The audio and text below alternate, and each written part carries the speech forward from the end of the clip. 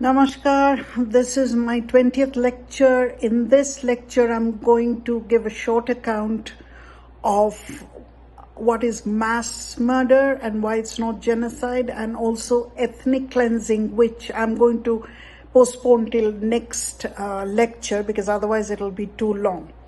So let's go over mass murder.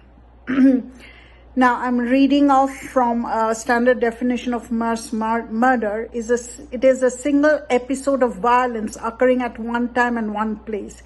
It involves more than two victims and typically a large number. These killings, unlike genocide, is done with the intent to kill the whole group. When mass murder occurs, people are shot, etc. The American criminologist Park Elias Dietz puts mass murder under the head of multiple homicide. And it can be family annihilators, where someone kills everyone in the family, pseudo-commandos, military fatigue-wearing terrorists or pseudo-commandos.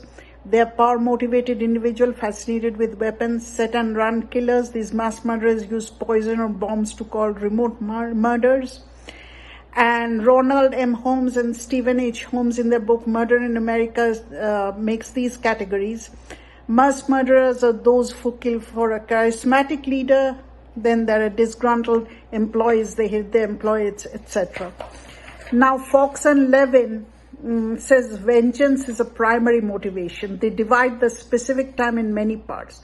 One is individual specific motive. That means when someone is targeted, then comes the category specific motive, in which the category of people, mass murder, etc. happens. And some do it for profit and some do it for political benefits. Now, Fox and Levin says that mass murder is based on three elements. What are these elements? Let us try to understand that. Predispositors, those who are long-term stable preconditions that accumulate over time. These preconditions accumulate in the self-concept of the person, a feeling of inferiority, urge of acceptance by society, etc. Precipitatants, they are short-term accurate triggers, like they're frustrated about something, sudden loss of someone. Facilitators, access to weapon and available targets.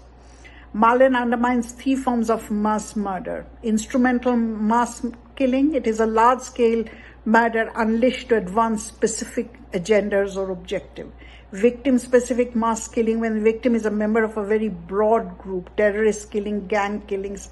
Unfocused massacre, they're relatively indiscriminate killing where harming others is the primary purpose. Group-centric social conflict, it in its essence is the antagonism between different groups or classes. Massacre generated by the action of an individual in a small group and then in a specific social situation. So what are the reasons for mass murder? Someone's under chronic strain because of poverty, hunger issues, etc., social exclusion. Uncontrolled strain, family, friends, social situation, discourage criminal activities. Those who lack connections, those who lack social network, they can do it. Acute strain, work or romantic situations, we have seen this, they're frustrated.